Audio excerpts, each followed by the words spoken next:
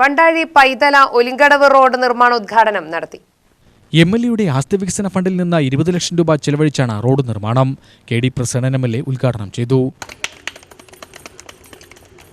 നമ്മളെല്ലാം ചേർന്ന് ചെയ്യേണ്ടത് ഈ നാട്ടിൽ നമുക്ക് ചെയ്യാൻ പറ്റുന്ന അത്രയും ജനങ്ങൾക്ക് ഗുണം ചെയ്യുന്നത് എന്തെങ്കിലും ചെയ്യുക, അതിനുവേണ്ടി സമയം മാറ്റിവെക്കുക എന്നതിലാണ് നമ്മളെപ്പോഴും ശ്രദ്ധ കൊടുക്കേണ്ടത്.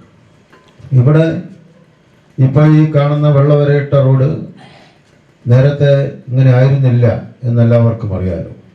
ഇടതുപക്ഷ ജനാധിപത്യ മുന്നണി സർക്കാരിൻ്റെ കാലത്താണ് ഈ റോഡ് ഈ പൈതല ജംഗ്ഷനിൽ ഈ മനോഹരമായ റോഡുണ്ടായത്.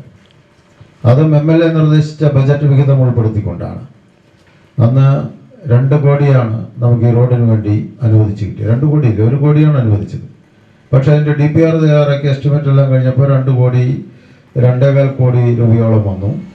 അത് പിന്നീട് ഗവൺമെൻറ് പൂർണ്ണമായി അനുവദിച്ചു. PWD കൊണ്ട് തന്നെ ഈ റോഡിൻ്റെ നവീകരണം നമുക്ക് നടത്തിക്കാൻ വേണ്ടി കഴിഞ്ഞു.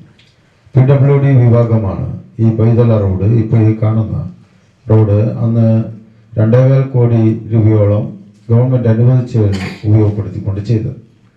വണ്ടാഴി പഞ്ചായത്ത് പ്രസിഡന്റ് ശാരദാ ഗോപിനാഥ് അധ്യക്ഷയായി. Vice president Santhosh, Bennis Kariya, standing committee ചെയർപേഴ്സൺമാരായ Sheeja, NM Radhakrishnan, CPM local secretary Aravindakshan, Thara Balakrishnan, Sunitha Muraleedharan എന്നിവർ പ്രസംഗിച്ചു.